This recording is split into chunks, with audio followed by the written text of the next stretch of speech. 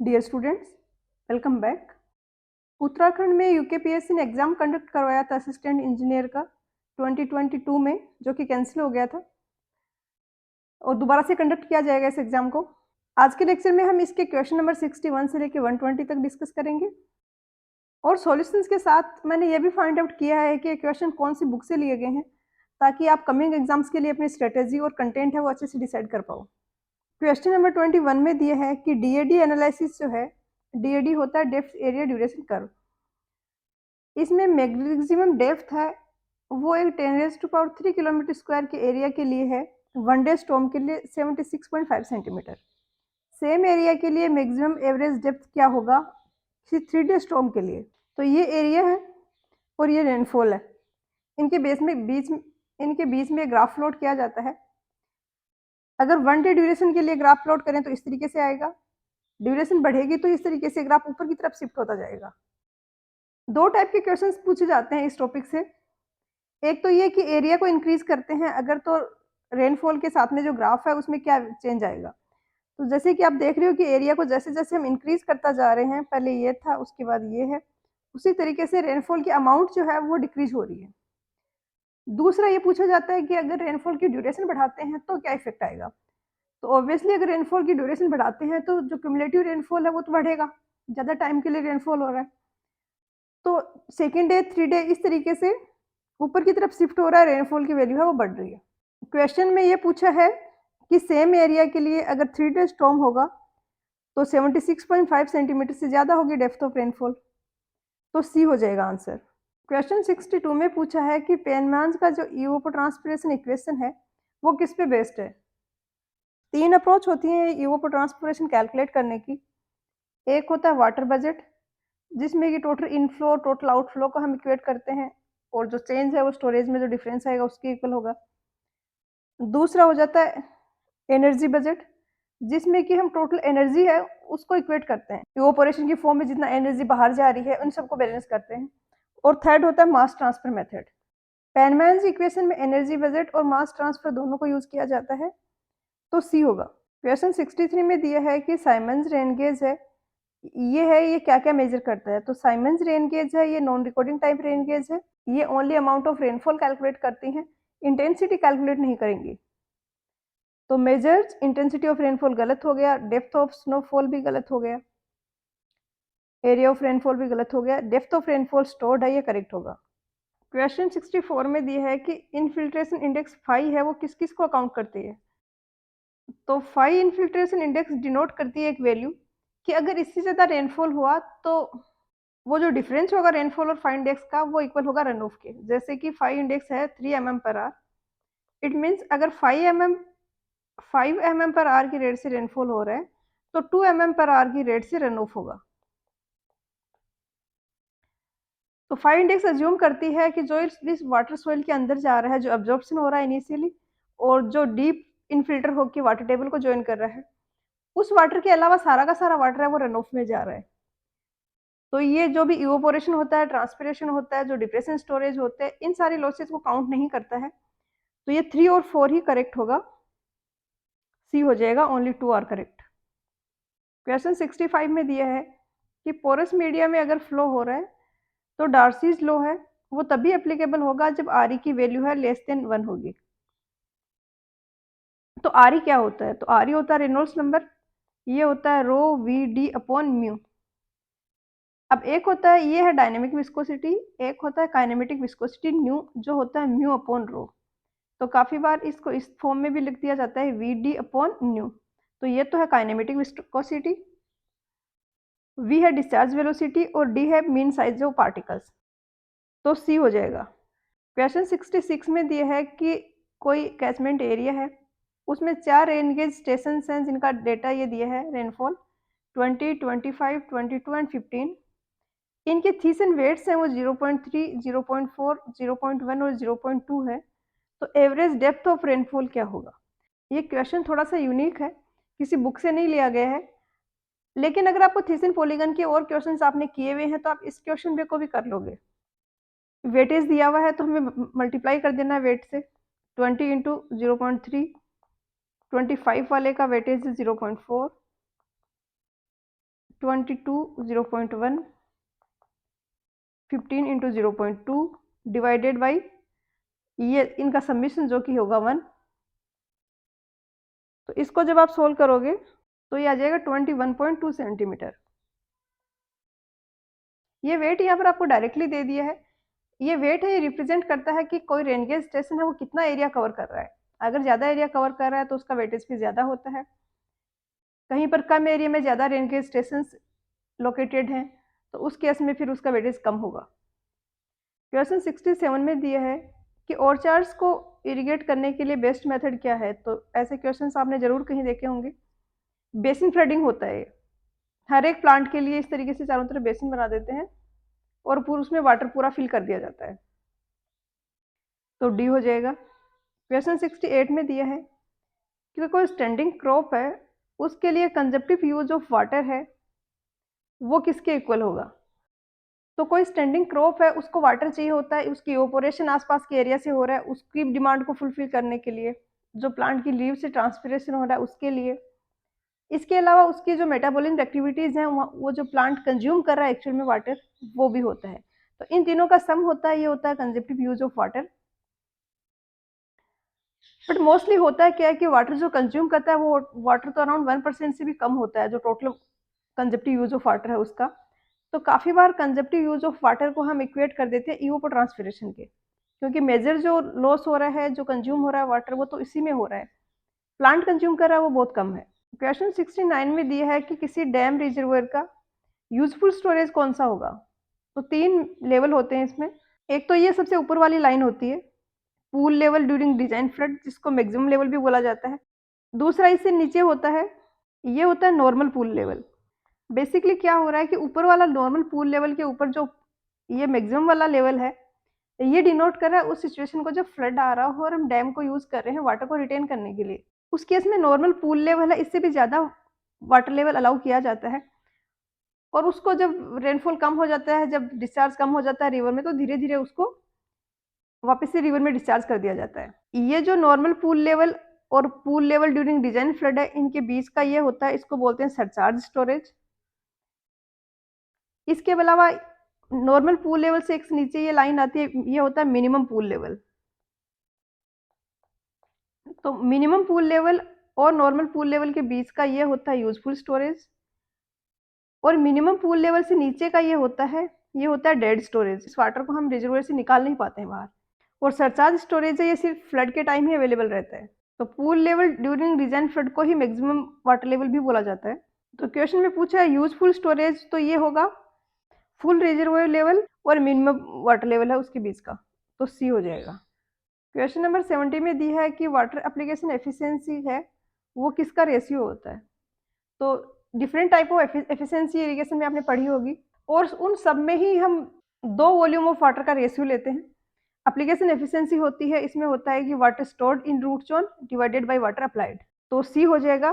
काफ़ी बार आपको ऑप्शंस भी ऐसे देता है कि क्वेश्चन ईजी हो जाता है, जैसे कि यहाँ पर दिए हैं। अगर आपको एफिशिएंसी का थोड़ा सा भी आइडिया है, आपको अगर अच्छे से क्लियर नहीं भी है कि वाटर एप्लीकेशन एफिशिएंसी कौन सी होती है, फिर भी आप कर लोगे। क्वेश्चन नंबर 71 में दिए है कि क्रॉप की फुल ग्रोथ की ड्यूरेशन में जितना भी उसको इरिगेशन वाटर रिक्वायर्ड है टू मीट द इवोपोट्रांसपिरेशन नीड्स, वो किसके इक्वल होगा। तो पिछले क्वेश्चंस में हमने देखा कि टोटल जितना अमाउंट ऑफ वाटर चाहिए प्लांट को वो होता है consumptive use of water. But rainfall हो रहा है तो कुछ ना कुछ वाटर रेनफॉल से भी मिलता है प्लांट्स को, और जितना अमाउंट ऑफ वाटर रेनफॉल में से प्लांट्स के लिए अवेलेबल होता है उसको बोलते हैं इफेक्टिव रेनफॉल। रेनफॉल में से रन ऑफ माइनस हो जाएगा और लॉसेज माइनस हो जाएंगे, जो डी परकोलेट हो गया वो वाटर भी माइनस हो जाएगा, उसके बाद जो बचेगा वो होगा इफेक्टिव रेनफॉल। तो इरिगेशन वाटर में कितना रिक्वायर्ड होगा, जो कंजप्टिव यूज ऑफ वाटर है उसमें से हम इफेक्टिव रेनफॉल को माइनस कर देंगे, और इसको बोलते हैं कंजप्टिव इरिगेशन रिक्वायरमेंट, तो सी हो जाएगा। नंबर 70 में कुछ डेटा दिए हैं और पूछा है कि इस डेटा के लिए कोई क्रॉप है जिसकी डेप्थ है रूट जोन की 1 मीटर, तो नेट इरिगेशन रिक्वायरमेंट क्या होगी। फील्ड कैपेसिटी, परमानेंट बिल्टिंग पॉइंट दिया है, परमिशेबल डिप्लेशन दिया है मॉइस्चर का, इफेक्टिव रेनफॉल दिया है 50 mm। तो total available depth of water होता है F C minus P W P rho D into depth of root zone upon rho W. F C है 20% तो 0.2 माइनस 0.1 पी डब्ल्यू पी हो गया। रो डी है 15, रो डब्ल्यू हो गया 10, डी है 1। तो इसको आप निकालोगे ये तो ये आ जाएगा 150 mm। 150 mm total depth of water है जब प्लांट्स का एक्सट्रैक्ट कर रहे हैं वाटर परमानेंट विल्टिंग पॉइंट तक।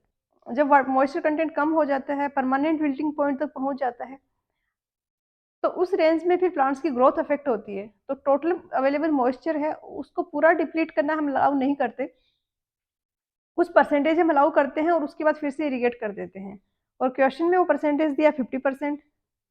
इट मीन्स हमारे पास जो अवेलेबल है इफेक्टिवली वो है 75 mm जो डिप्लीशन हम अलाउ कर रहे हैं उसकी बेसिस पे, और उसमें से 50 mm इफेक्टिव रेनफॉल हो रहा है। तो नेट इरिगेशन रिक्वायरमेंट हो जाएगा इनका डिफरेंस। 50 mm तो हमें रेनफॉल से मिल रहा है तो हमें ओनली 25 mm ही इरिगेट करना है। तो डी हो जाएगा इसका आंसर। क्वेश्चन नंबर 73 में दिया है कि एक फील्ड है जिसका एरिया है 40 हेक्टेयर्स, उसमें 8 मीटर क्यूब पर सेकंड की रेट से वाटर सप्लाई कर रहे हैं 4 घंटे के लिए। डेप्थ ऑफ वाटर जो रूट जोन में स्टोर हुआ है वो हो रहा है 216 mm। तो एफिशिएंसी ऑफ अप्लाइड वाटर क्या होगी? वाटर एप्लीकेशन एफिशिएंसी होती है total amount of water applied, total amount of water stored in root zone divided by total amount of water applied. Root zone में स्टोर हुआ है 216 mm। हमने कितना depth of water apply किया, इसके लिए हमें पहले टोटल वॉल्यूम निकालना पड़ेगा। 8 मीटर क्यूब पर सेकंड की रेट से 4 घंटे तक पानी सप्लाई किया, तो ये हो जाएगा 4R। आर को हमें कन्वर्ट करना पड़ेगा सेकंड में, तो इंटू 60 इसको हम डिवाइड कर देंगे एरिया से। एरिया होगा 40 इंटू 10⁴, तो ये आ जाएगा डेप्थ ऑफ वाटर अप्लाइड, तो ये आएगा 288। तो इसको फिर आप 100 से मल्टीप्लाई करोगे तो ये सी आ जाएगा 75%। कैलकुलेशंस आपको खुद से करनी है जब कभी भी आप प्रैक्टिस कर रहे हो क्वेश्चंस। क्वेश्चन नंबर 74 में दिया है कि रिवर ट्रेनिंग वर्क है वो जनरली कब रिक्वायर्ड होता है, जब रिवर किस स्टेज पे है। तो ये क्वेश्चन भी आरगोर की बुक में है, आई थिंक मैं बाद में मेंशन करूंगी इसका क्वेश्चन नंबर, ये स्किप हो गया मेरे से गलती से। उस केस में हमें ट्रेनिंग वर्क रिक्वायर्ड होता है रिवर का, क्योंकि रिवर ट्रेनिंग वर्क क्या है कि हम एक पर्टिकुलर डिफाइंड क्रॉस सेक्शन में रिवर को रखना चाहते हैं, हम नहीं चाहते कि उसकी विड्थ है वो बहुत ज़्यादा हो। ऐसे कहीं पर हम कुछ रिक्वायरमेंट है तो वहाँ पर रिवर ट्रेनिंग वर्क दिया जाता है, या फिर कहीं पर रिवर है वो ऐसे जिगजैग फॉर्म में फ्लो हो रही है तो उसका एक स्ट्रेट पाथ रखने के लिए भी रिवर ट्रेनिंग वर्क यूज किया जाता है। तो मिंडरिंग टाइप होगा अगर तो हमें रिक्वायरमेंट होगी रिवर ट्रेनिंग वर्क की। क्वेश्चन 75 में दिया है कि शुगर केन के लिए optimum depth of core watering required है वो क्या होता है, तो ये आपको वैल्यू याद रखनी होगी, 16.5 सेंटीमीटर होता है। क्वेश्चन नंबर 76 में दिया है कि कोई अर्थन डैम है उसके अपस्ट्रीम फेस के लिए मोस्ट एडवर्स कंडीशन क्या होंगी उसकी स्टेबिलिटी के पॉइंट ऑफ व्यू से। तो ये जो मैंने ब्लू कलर का शो किया हुआ है यहाँ पर, ये कोई डैम है, अर्थन डैम, उसका क्रॉस सेक्शन है। ये पहले वाटर लेवल था इनिशियली, उसके बाद किसी कारण से है एकदम से उसका वाटर लेवल डिप्लीट हो गया। पहले ये था वाटर लेवल और अब वाटर लेवल है वो ये, और ये सडन हुआ, इसका भी एक रीजन है कि अगर ये सडन ना हो कि स्लोली होता है तो उस केस में पोर वाटर प्रेशर है वो स्लोली डिसिपेट हो जाता है।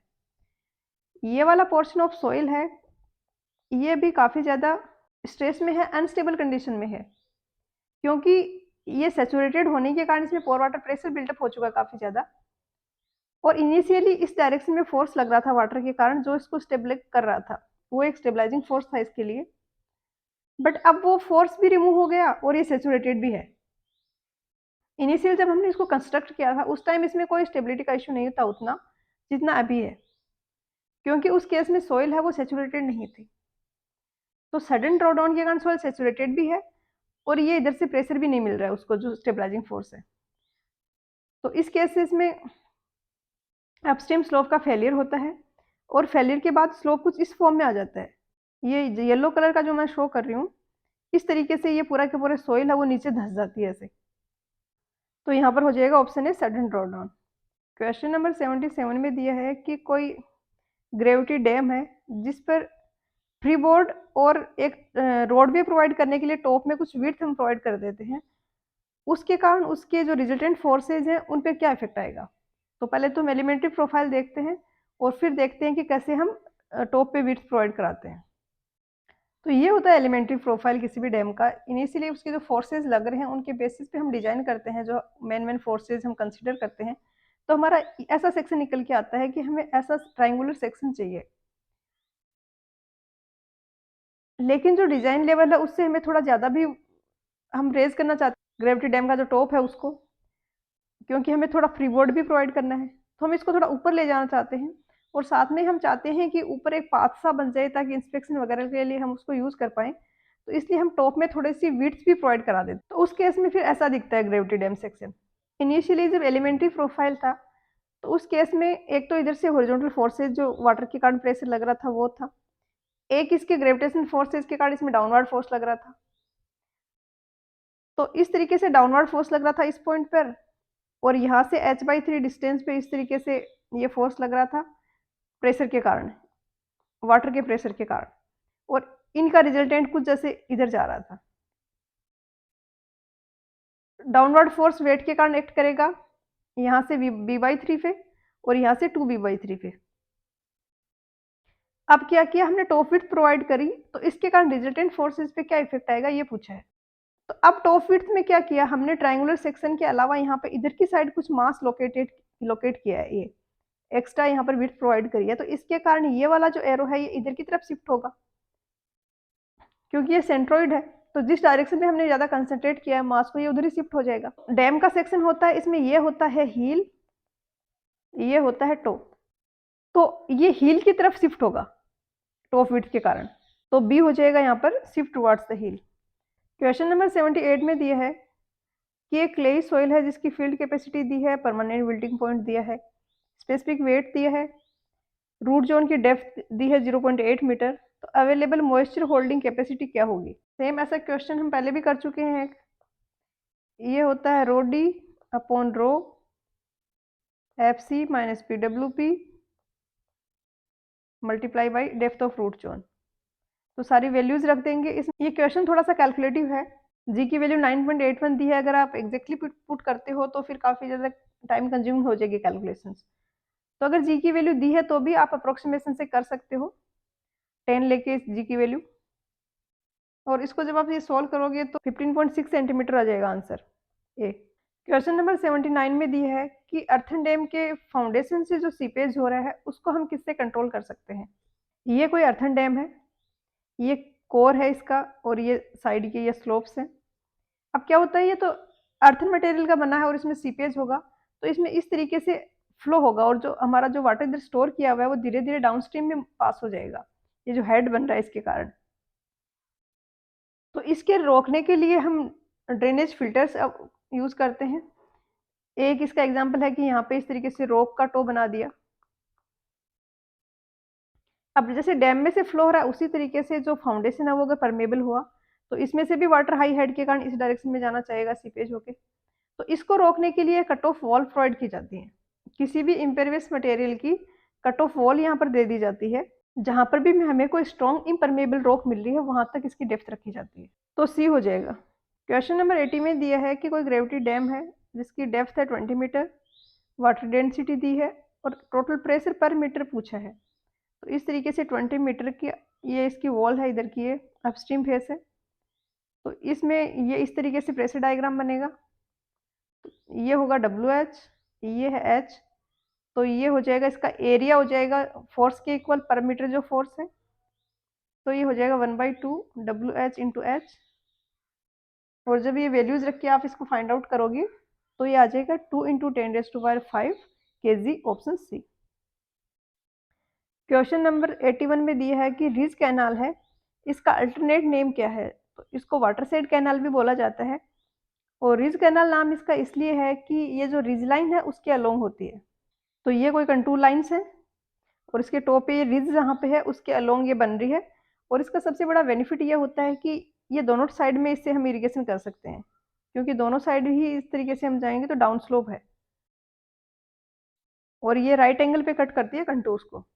क्वेश्चन नंबर 82 में दिया है कि कंटूर कैनाल है, ये कैसे डिफाइंड है, तो वो कैनाल जो कि कंटूर्स के अलोंग प्रोवाइड की जाती है वो होती है कंटूर कैनाल, और ये फ्रीक्वेंटली एनकाउंटर करती है क्रॉस ड्रेनेज वर्क को। ये समझते हैं हम एक डायग्राम से, यहाँ पे जैसे हम कोई कंटूर को लोकेट करें तो इस तरीके से होगा कुछ हाइट का, जैसे ये 400 मीटर का हो गया। इससे ज़्यादा हाइट का कंटूर करेंगे तो इस तरीके से कुछ आएगा। तो कंटूर के अलोंग जो भी कैनाल बना रहे हैं उसको बोला जाता है कंटूर कैनाल। और यहाँ पर अगर कोई रिवर वगैरह कोई स्ट्रीम वगैरह जा रही है तो इस तरीके से डाउन स्लोप में जा रही होंगी। तो कंटूर कैनाल का ये ड्रॉबैक है कि ये बहुत ज़्यादा कट करता है इन रिवर्स और स्ट्रीम को, तो क्रॉस ड्रेनेज वर्क हमें बहुत ज़्यादा रिक्वायर्ड होगा। क्वेश्चन नंबर 83 में दिया है कि शाफ्ट स्पिलवे है उसको जनरली हम कहाँ पर प्रोवाइड कराते हैं। तो ऐसा फनल जैसे शेप का ये स्पिलवे होता है जिसमें इस तरीके से वर्टिकल पाइप से डाउनवर्ड फ्लो हो रहा है और फिर ये हॉरिजॉन्टल पाइप से कनेक्टेड होता है जिससे कि डिस्चार्ज करता है डाउनस्ट्रीम में वाटर को। अगर इस टाइप की सिचुएशंस बन रही हैं कि कोई और टाइप ऑफ स्पिलवे प्रोवाइड कराने के लिए स्पेस नहीं है सफिशिएंट, तो सॉफ्ट स्पिलवे को प्रोवाइड किया जाता है। क्वेश्चन में ये पूछा है कि ये कहाँ पर लोकेटेड होगा। तो डैम है उसके अपस्ट्रीम में जो रिजर्वोयर है उसमें हम लोकेट करेंगे क्योंकि उसमें जो एक्सेस वाटर है उसको हमें डिस्चार्ज करना है स्पिलवे से। तो होगा इसका आंसर ऑप्शन बी। आंसर की में इसका आंसर गलत दिया हुआ है, सी दिया हुआ है। क्वेश्चन नंबर 84 में दिया है कि नीचे जो ऑप्शंस दिए हैं इनमें रिवर ड्रेनिंग सिस्टम कौन सा है। तो एक्वेडक्ट है, ये type of cross drainage work है। सिल्ट एक्सक्लूडर है, ये सिल्ट को एक्सक्लूड करने की एक डिवाइस है जिसको डाइवर्जन हेडवर्क के साथ में प्रोवाइड करते हैं। मीट्रिक फ्लूम है, ये एक डिस्चार्ज मेजर करने की डिवाइस है। ग्रेन्स है, ये type of river training system है, तो डी होगा। क्वेश्चन नंबर 85 में दिया है कि कोई होमोजेनियस अर्थ डैम है तो उसमें फेरेक्टिक लाइन होगी, उसके रिगार्डिंग कौन सा स्टेटमेंट्स करेक्ट है। तो ये कोई अर्थ डैम है, यहाँ पर हेड ज़्यादा है, डाउनस्ट्रीम में हेड है वो कम होगा, तो हाई हेड के कारण वाटर इससे इस डाउनस्ट्रीम की डायरेक्शन में फ्लो होगा। तो यहाँ पर जो फ्लो हो रहा है इसके लिए ये वाली लाइन्स है, ये फ्लो लाइन्स है, और इनमें जो टॉप की फ्लो लाइन होती है ये होती है फेरेटिक लाइन। तो ये फेरेटिक लाइन है, इसका शेप होता है वो पैराबोलिक होता है, इस पर प्रेशर होता है वो एटमॉस्फेयर प्रेशर होता है। इसके परपेंडिकुलर ये वाली जो लाइन्स है ये होती हैं इक्विपोटेंशियल लाइन्स। अब क्वेश्चन को देखते हैं हम। फर्स्ट में दिया है कि इलिप्टिकल इन शेप, तो गलत हो गया, पैराबोलिक होती है शेप। सेकंड में दिया इक्विपोटेंशियल लाइन, तो ये एक फ्लो लाइन है, इक्विपोटेंशियल लाइन नहीं है, तो सेकंड भी गलत हो गया। थर्ड में दिया है कि टॉप मोस्ट फ्लो लाइन है और जीरो वाटर प्रेशर होता है, तो ये करेक्ट। प्रेशर है वो एटमॉस्फेयर प्रेशर है, इट मींस उस पर वाटर के कारण कोई भी प्रेशर नहीं एक्ट कर रहा है। 4 में दिया है कि इसका शेप होगा वो पैराबोलिक होगा, तो 3 और 4 करेक्ट है, तो सी हो जाएगा। इसमें इसके ऊपर की ये वाली जो सॉइल होती है ये सैचुरेटेड नहीं होती है, तो ये कोई वाटर प्रेशर एक्ट नहीं करता इस टॉप फ्लो लाइन पे। इसके नीचे की जो फ्लो लाइन है अगर इसकी बात करें तो यहाँ पर अगर एच डेप्थ है तो उस एच डेप्थ ऑफ वाटर के कारण उसमें कुछ एक्ट कर रहा होगा प्रेशर, और इसी तरीके से डाउनवर्ड जाए तो और ज्यादा प्रेशर एक्ट कर रहा होगा।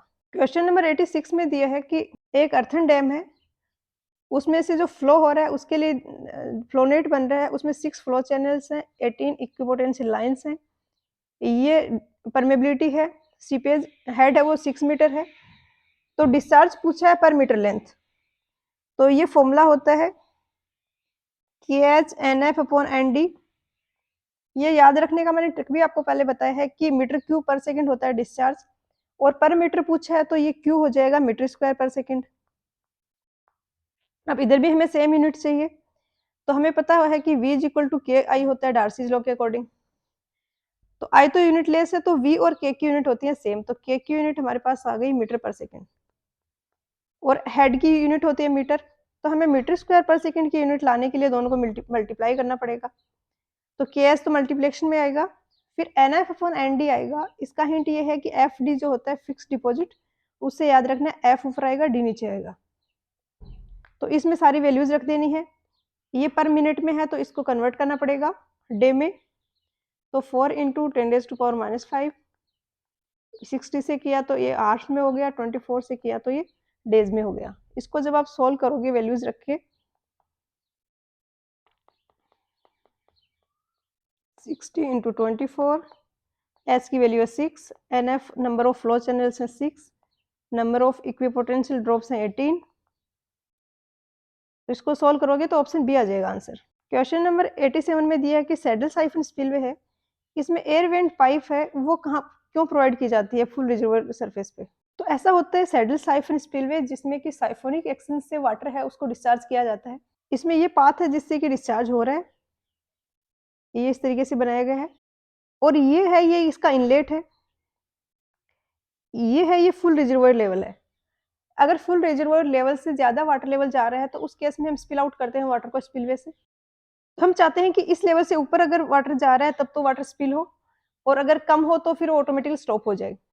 तो ये इनलेट है।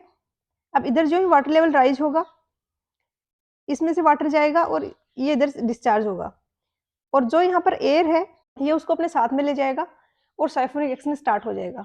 और जब ऐसी सिचुएशन आएगी कि वाटर लेवल है वो इससे नीचे जाने लग गया इस लेवल से, तो ये डी प्राइमर यहाँ पर दिया हुआ है। डी प्राइमर का क्या पर्पज़ है कि जो ही इससे वाटर लेवल नीचे जाएगा यहाँ पर एयर चली जाएगी, एयर वेंट पाइप से ये इस साइफन में एंटर हो जाएगी और ये साइफोनिक एक्शन को ब्रेक कर देगी।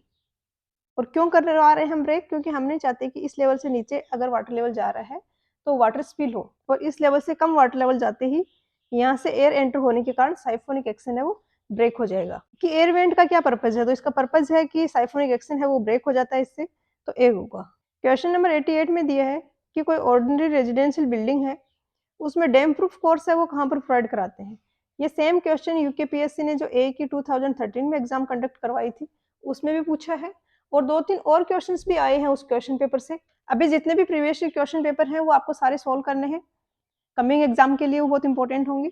और उनमें जो इन क्वेश्चंस में आपको प्रॉब्लम आ रही है, आपको हेल्प चाहिए, उनको मार्क करना है और फिर से रिवाइज करना है उनको। तो प्लिंथ लेवल पे प्रोवाइड किया जाता है डैम प्रूफिंग कोर्स। ये एक वॉल का क्रॉस सेक्शन है, लोड बीरिंग वॉल का। ये फुटिंग है, ये फ्लोरिंग है, इससे ऊपर वाली फ्लोरिंग है, और ये यहाँ पर सैंड फिल की हुई है।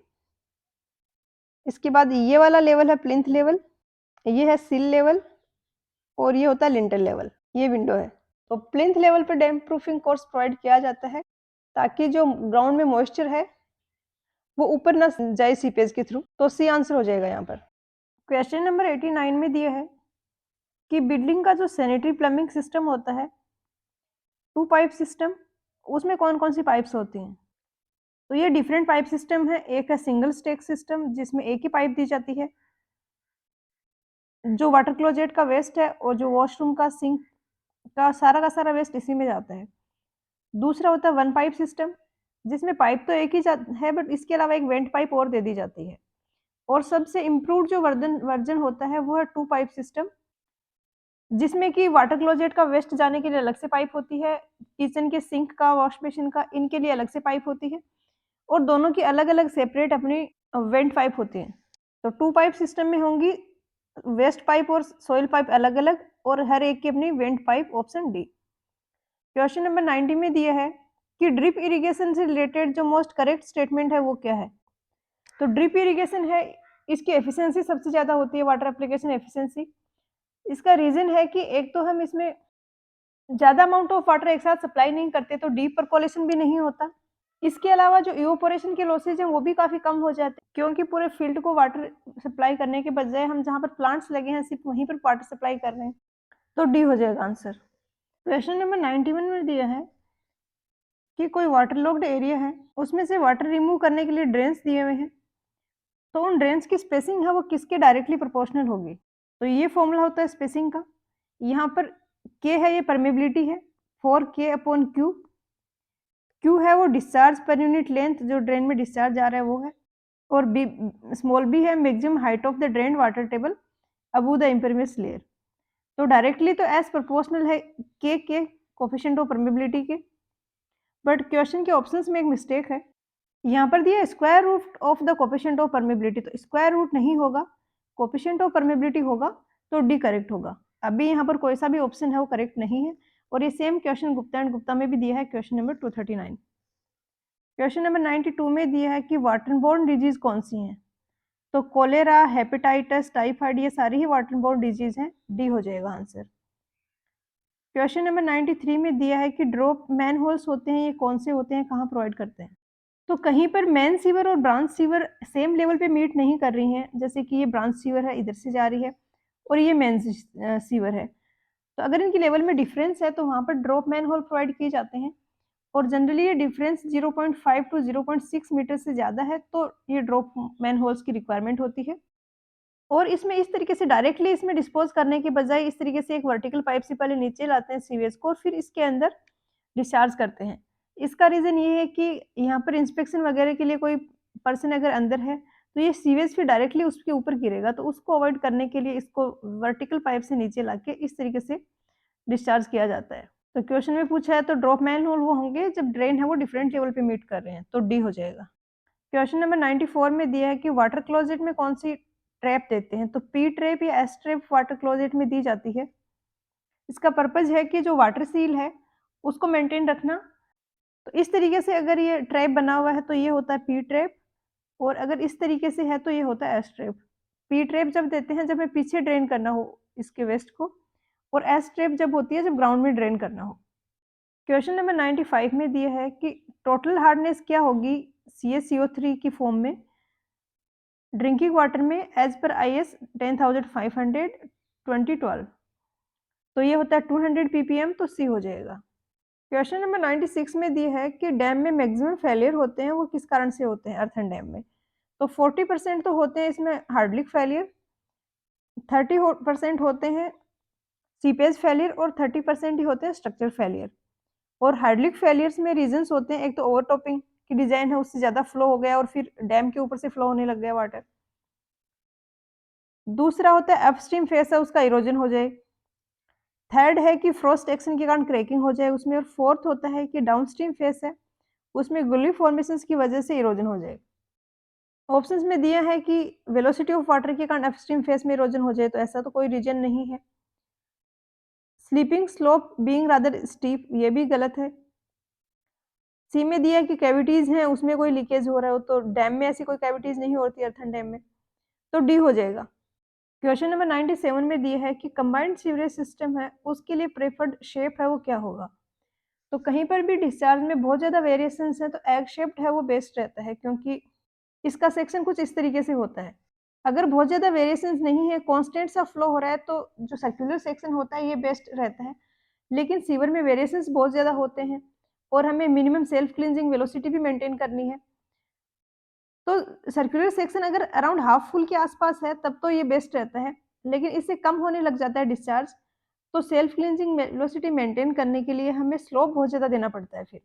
तो इसका सब्स्टिट्यूट फिर निकाला ये एक्सेप्ट सीवर कि ये इस तरीके से है कि एक सर्किल यहाँ पे बना हुआ है और दूसरा ऊपर इस तरीके से बना हुआ है। तो अगर डिस्चार्ज कम है तो ये इस वाले नीचे वाले सर्किल है इसमें फ्लो होगा, तो एज ए सर्कुलर सीवर के जैसे होगा। अगर डिस्चार्ज ज़्यादा है तो डेप्थ ऑफ फ्लो इससे ऊपर चला जाएगा, तो एरिया धीरे धीरे ऊपर की तरफ बढ़ रहा है तो कोई इश्यू नहीं होगा। क्वेश्चन नंबर 98 में दिया है कि सीवेज ट्रीटमेंट प्लान के लिए इनिशियल डिजाइन पीरियड क्या होगा, तो अगर इनिशियल नहीं दिया हुआ होता तब तो ये 30 ईयर्स होता, बट इनिशियली यहाँ पर दिया हुआ है। तो कुछ गाइडलाइंस हैं कि फर्स्ट फेज जब होगा एसटीपी का तो उसको 10 ईयर्स के लिए डिजाइन करते हैं। लैंड जो एक्वायर करते हैं वो 30 ईयर्स के लिए करते हैं। अगर इनिशियल डिजाइन पीरियड पूछा है तो 10 ईयर्स होगा, 5 to 10 ईयर्स, तो डी हो जाएगा। क्वेश्चन नंबर 99 में दिया है कि वाटर डिस्ट्रीब्यूशन सिस्टम है ये किसके रेफरेंस पे डिजाइन की जाती है। वाटर डिस्ट्रीब्यूशन सिस्टम है या तो मैक्सिमम आर्ली डिमांड के बेसिस पे डिजाइन करते हैं या फिर maximum daily demand plus fire demand इनके लिए, तो ये। और दूसरा हम देखते हैं मैक्सिमम आर्ली डिमांड, इन दोनों में जो ज़्यादा है उसके लिए डिजाइन किया जाता है, तो ये वाला तो ऑप्शन में ही नहीं है, तो फिर बी हो जाएगा आंसर। क्वेश्चन नंबर 100 में दिया है कि रिफ्यूज टर्म है ये क्या इंक्लूड नहीं करती है, तो एक्सक्रेटा को इंक्लूड नहीं करती है, ए हो जाएगा। क्वेश्चन 101 में दिया है कि सॉलिड डिस्पोजल मेथड कौन सा है जो कि इकोलॉजिकली सबसे ज़्यादा एक्सेप्टेबल है, तो कंपोस्टिंग है, ये सबसे बेस्ट रहता है कि इसमें कोई पोल्यूशन भी नहीं होता और जो जो कंपोस्ट है उसको हम फील्ड्स में यूज़ कर सकते हैं। क्वेश्चन नंबर 102 में दिया है कि डाइल्यूशन फैक्टर की वैल्यू क्या होगी कि सीवेज में कोई भी ट्रीटमेंट की रिक्वायरमेंट ना हो, तो अगर 500 से ज़्यादा है डाइल्यूशन तो कोई ट्रीटमेंट की रिक्वायरमेंट नहीं है। 300 to 500 है तो प्लेन सेडिमेंटेशन रिक्वायर्ड होगा। अगर लेस देन 150 mm है तो कंप्लीट ट्रीटमेंट रिक्वायर्ड होगा और उसकी 5 डे बीओडी है वो 20 ppm से कम होनी चाहिए, तो आंसर ऑप्शन डी होगा। ये ऐसे क्वेश्चंस हैं कि अगर आपने ये क्वेश्चंस किया है पर्टिकुलर तो ही आप आंसर कर पाओगे, क्योंकि कोई कंसेप्चुअल नहीं है, डेटा है, याद रखना है, और बुक में इतना डेटा है कि आप सारा नहीं याद रख सकते। आप ये कर सकते हो जो क्वेश्चंस के गो थ्रू हो रहे हो उनके जो डेटा है वो याद रखो। तो ये आरगोर की बुक में क्वेश्चन नंबर है 135। क्वेश्चन नंबर 103 में दिया है कि वाटर ट्रीटमेंट प्लांट है, उसमें डिफरेंट प्रोसेस होते हैं, उनकी सीक्वेंस क्या होगी। तो क्लोरिनेशन तो डिसइंफेक्शन का प्रोसेस है, ये सबसे लास्ट में आता है, तो इसी से आपका क्लियर हो गया सारा सी है। बाकी देखें तो पहले कोगुलेशन होगा, फिर फ्लोकुलेशन होगा, फिर सेडिमेंटेशन होगा, उसके बाद फिल्ट्रेशन में जाएगा वाटर और फिर क्लोरिनेशन होगा। क्वेश्चन नंबर 104 में दिया है कि मिनिमम डिजोल्व्ड ऑक्सीजन क्या होगी पीपीएम में, एक्वेटिक लाइफ है सी रिवर में, उसको सर्वाइवल के लिए। तो सेम क्वेश्चन ये आर्गोर एंड गुप्ता दोनों में ही है, ये 4 पीपीएम होती है, ऑप्शन बी। क्वेश्चन नंबर 105 में दिया है कि वेस्ट स्टेबलाइजेशन पॉन्ड है, ये कैसे हो सकते हैं, एरोबिक, एनएरोबिक, फैकुलेटिव। तीनों ही टाइप के हो सकते हैं, डी हो जाएगा आंसर। अगर डेप्थ कम रखी गई है और कुछ एरिएशंस के मैकेनिज्म वहाँ पर है कि डिजोल्व ऑक्सीजन है वो जीरो ना हो, एरोबिक कंडीशंस बनी रहे, तो एरोबिक हो जाएगा। कहीं डेप्थ ज़्यादा है तो उस केस में अपर जोन में एरोबिक हो सकता है, नीचे एनएरोबिक हो सकता है, तो तीनों ही केसेस पॉसिबल हैं। क्वेश्चन नंबर 106 में दिया है कि बीओडी रिमूवल का मोस्ट एफिशिएंट मेथड क्या होगा। तो ये होता है ऑक्सीडेशन डिच। ये कुछ इस तरीके से होती है, मैकेनिज्म ऐसा होता है कि ये डिच है, इसमें इस तरीके से वाटर फ्लो हो रहा है। फिजिकली इसका अपीयरेंस देखें तो ये ऐसा दिखेगा कि ये कम डेप्थ का एक रिजर्वोयर जैसा है, इसमें वाटर कंटिन्यूसली फ्लो होता रहता है और यहाँ पर ये मिक्सचर्स लगे हुए हैं जो ये ऐसे रोटेट होते रहते हैं कंटिन्यूसली और मिक्स करते रहते हैं वाटर को, स्प्रिंकलर करते रहते हैं एयर में ताकि डिजोल्व ऑक्सीजन बढ़ जाए। और ये ऑक्सीडेशन डिच है, इसमें इस तरीके से ये यहाँ पे दिखाया हुआ है लाइन डायग्राम से, इन्फ्लुएंट जाता है अंदर, अंदर इसका ऑक्सीडेशन होता है और फिर क्लेरिफायर में जाता है। तो ए हो गया। क्वेश्चन नंबर 107 में पूछा है कि किसी भी पाइप के लिए जो फ्रिक्शन फैक्टर है उसको हम कैसे फाइंड कर सकते हैं। तो मूडीज डायग्राम होता है फ्रिक्शन फैक्टर के लिए, इस तरीके से ये ग्राफ होता है, इस पर एक्स एक्सिस पे रेनॉल्ड्स नंबर है और वाई एक्सिस पे फ्रिक्शन फैक्टर है। ये इनिशियल जब 0 से लेके यहाँ तक हो गया रेनॉल्ड्स नंबर की वैल्यू, तो इस तरीके से फ्रिक्शन फैक्टर ये स्ट्रेट होगा और ट्रांजिशन रीजन में इस तरीके से होगा और जैसे ही रेनॉल्ड्स नंबर की वैल्यू बढ़ के ये टर्बुलेंट जोन में जाएगा तो इस तरीके से ग्राफ बनेगा वहाँ पर। तो इस ग्राफ की हेल्प से जब हमें रेनॉल्ड्स नंबर पता है तो हम उससे फ्रिक्शन फैक्टर कैलकुलेट कर सकते हैं। तो यहाँ पर होगा ऑप्शन बी। क्वेश्चन नंबर 108 में दिया है कि फ्रेश डिस्टिल्ड वाटर के कंपैरेटिवली जो सीवेज है उसमें ऑक्सीजन की सोल्युबिलिटी है वो कितनी होती है। तो ये 95% होती है। आर्गोर की बुक में एक सिमिलर क्वेश्चन दिया हुआ है, वहाँ पर 3-4 स्टेटमेंट दिए हैं और फिर उनमें पूछा है कि करेक्ट स्टेटमेंट कौन सा है, तो वहाँ पर ये स्टेटमेंट दिया है। क्वेश्चन 109 में पूछा है कि सीओडी और बीओडी में ग्रेटर क्या होगा। तो सीओडी की वैल्यू हमेशा ग्रेटर होती है बीओडी से और इसका रीज़न ये है कि बीओडी में हम बायोलॉजिकली जो जो ऑर्गेनिक मैटर डिकम्पोज हो रहा है उसमें जो ऑक्सीजन यूज हो रही है उसी को कंसिडर करते हैं, जबकि सीओडी में जो बायोलॉजिकल डिकम्पोजेबल है या नहीं है वो सारा का सारा ऑर्गेनिक मैटर हम डिकम्पोज कराते हैं और उसकी ऑक्सीजन रिक्वायरमेंट है वो काउंट करते हैं। तो इसमें वो भी ऑर्गेनिक मैटर डिकम्पोज हो जाता है जो कि बायोलॉजिकली डिकम्पोजेबल नहीं है, तो ग्रेटर होगा इनमें सीओडी। क्वेश्चन 110 में दिए है कि किचन, बाथरूम और वॉश बेसिन है, इनके वेस्ट वाटर को क्या बोलते हैं। तो इसको बोलते हैं सुलेज और इसी में अगर वाटर क्लोजेट का भी ऐड कर दिया जाता है तो वो हो जाएगा डोमेस्टिक सीवेज। इसके अलावा अगर इसमें इंडस्ट्री वगैरह का भी ऐड कर दिया जाता है तो वो हो जाता है सीवेज, जिसमें डोमेस्टिक सीवेज भी है और इंडस्ट्रियल सीवेज भी है। और ड्रेनेज डिस्चार्ज में आता है जो रेनफॉल का जो पोर्शन जो कि वेस्ट वाटर में जा रहा है, जो रन ऑफ है वो। क्वेश्चन 111 में पूछा है कि सेल्फ क्लींजिंग वेलोसिटी है, ये क्या होगी। सेल्फ क्लींजिंग वेलोसिटी वो मिनिमम वेलोसिटी है जिसपे कि जो भी सस्पेंडेड पार्टिकल है सीवेज में वो नीचे डिपॉजिट ना हो और अगर कोई पार्टिकल्स पहले डिपॉजिट हो गए हैं तो वो भी फ्लश आउट हो जाए। तो ए में दिया मैक्सिमम वेलोसिटी रिक्वायर्ड, तो मैक्सिमम नहीं है, मिनिमम वेलोसिटी होती है डिफाइंड।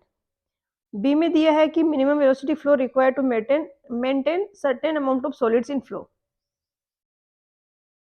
तो ये डेफिनेशन कंप्लीट नहीं है।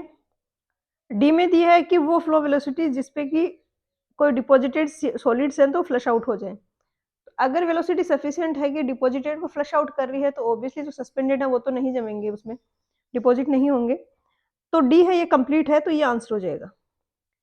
क्वेश्चन 112 में दिया है कि नीचे जो ऑप्शंस दिए हैं ऐसा कौन सा वॉल्व है जो कि एक डायरेक्शन में ही फ्लो को अलाउ करता है।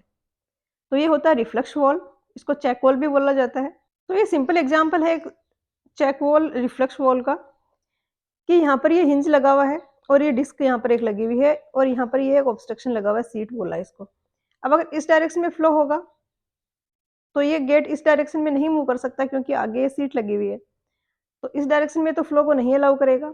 बट अगर इस डायरेक्शन में फ्लो होता है तो ये फ्लो का कारण जो प्रेशर आएगा उसके कारण ये इस हिंज के अबाउट रोटेट होकर न्यू पोजीशन में इस तरीके से आ जाएगा, क्योंकि इधर की डायरेक्शन में इसको मूव होने के लिए कोई ऑब्स्ट्रक्शन नहीं है, तो फोर्स के कारण ये इस पोजीशन में आ जाएगा और इधर से वाटर या जो भी फ्लूइड है वो फ्लो हो जाएगा।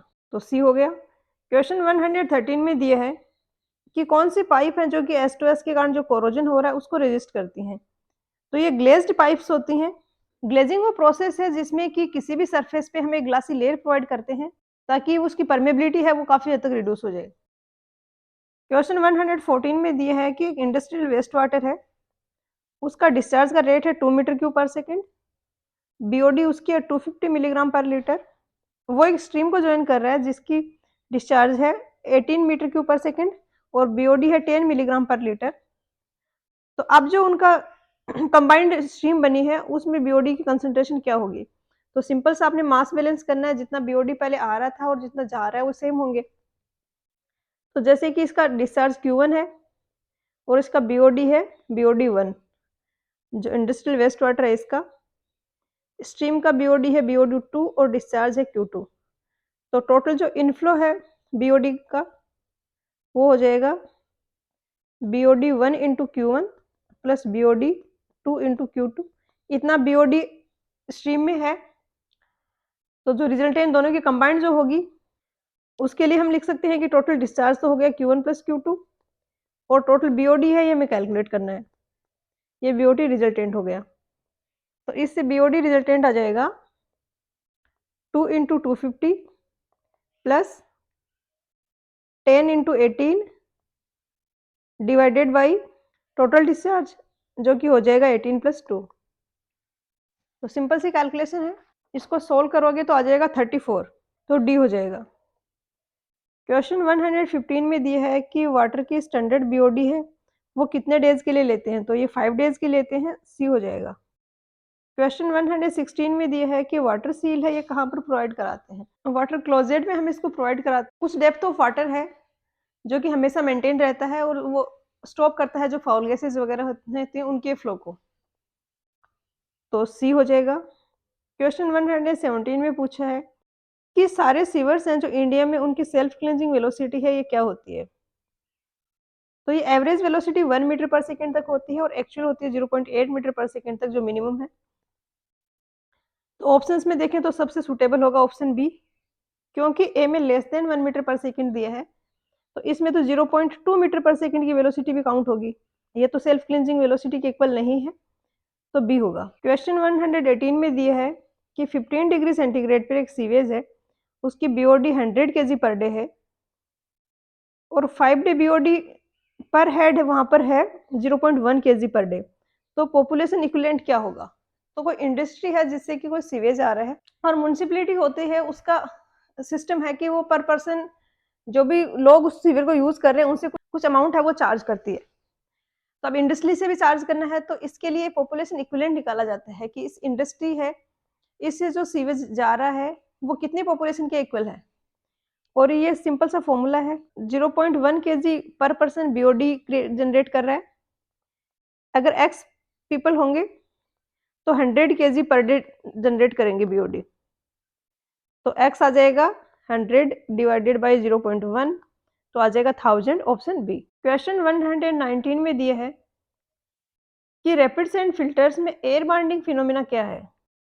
तो एयर बाइंडिंग फिनोमिना है वो तब अक्कर होती है जब एक्सेसिव लॉस हो रहा है हेड का फिल्टर में, और उस एक्सेसिव लॉस होने के कारण जो हेड है वो इतना कम हो जाता है कि वो नेगेटिव हेड की सिचुएशन क्रिएट हो जाती है फिल्टर में कहीं कहीं पॉइंट्स पर। नेगेटिव हेड की सिचुएशन क्रिएट होने के कारण कुछ डिजोल्व गैसेज हैं जो कि रिलीज हो जाती हैं वाटर में, वो गैसेज फॉर्म में आ जाती हैं। अब गैसेज हैं वो लाइट होती हैं तो ये सारी सारी गैसेज ऊपर आ जाती हैं फिल्टर के लाइट होने के कारण, और फिर जो वाटर फ्लो हो रहा है उसके पाथ को ब्लॉक करती हैं क्योंकि ये फिल्टर मीडिया उसको बाइंड कर लेती हैं। ये फिल्टर मीडिया है और बीच में जो स्पेस है उसमें यहाँ पर एयर आ गई जैसे, तो ए हो जाएगा एक्सेसिव नेगेटिव हेड। क्वेश्चन 120 में दिया है कि एफिशिएंट क्लोरीनेशन के लिए हायर पीएच के कंपैरेटिवली लोअर पीएच पे कांटेक्ट पीरियड है, इसकी रिक्वायरमेंट क्या होगी, ज़्यादा होगी या कम होगी। तो क्लोरीनेशन की वर्किंग पीएच रेंज है कि पीएच है वो 5 से ग्रेटर होना चाहिए। अगर 5 से कम पीएच है तो क्लोरीन रिएक्ट ही नहीं करेगी, वो एलिमेंट्री क्लोरीन की फॉर्म में प्रेजेंट रहेगी। तो पीएच का यहाँ पर पूछा है तो ये वर्किंग रेंज के लिए पूछा है ऑब्वियसली, तो पीएच ग्रेटर देन 5 तो है। अब ग्रेटर देन 5 में जैसे-जैसे हम बढ़ाते हैं या घटाते हैं तो क्या इफेक्ट आएगा? तो अगर हम पीएच की वैल्यू बढ़ाते हैं, तो क्लोरीन है वो ओसीएल माइनस की फॉर्म में प्रेजेंट रहेगा और घटाते हैं तो एचओसीएल की फॉर्म में प्रेजेंट रहता है। एचओसीएल है वो 80 टाइम्स मोर डिस्ट्रक्टिव है कंपेयर टू ओसीएल माइनस। तो जितना ज़्यादा एचओसीएल होगा, क्लोरीनेशन इफेक्टिव होगा, कॉन्टैक्ट पीरियड कम रिक्वायर्ड होगा। तो कम पीएच अगर है तो कॉन्टैक्ट पीरियड लेस रिक्वायर्ड होगा। तो आंसर यहाँ पर सी होगा स्मॉलर। इसका जो कमीशन की जो आंसर की थी उसमें आंसर ऑप्शन बी दिया हुआ है जो कि गलत होगा। और ये गुप्ता एंड गुप्ता के मैंने एनवायरनमेंट के सॉल्यूशंस भी बनाए हुए हैं, तो आप वहाँ से रेफर कर सकते हो सॉल्यूशंस। आज के इस लेक्चर में इतना ही, मिलते हैं नेक्स्ट लेक्चर में। पढ़ाई करते रहिए, ऑल द वेरी बेस्ट।